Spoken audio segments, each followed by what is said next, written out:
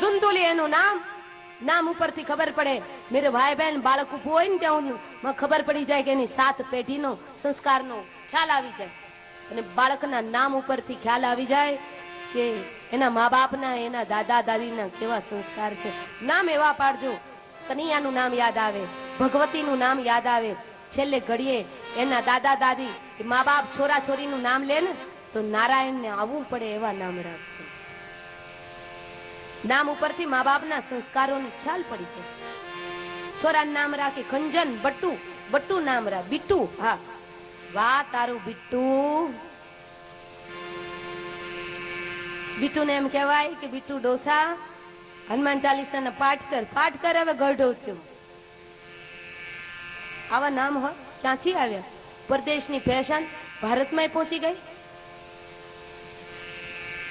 ધુંધુલી નામ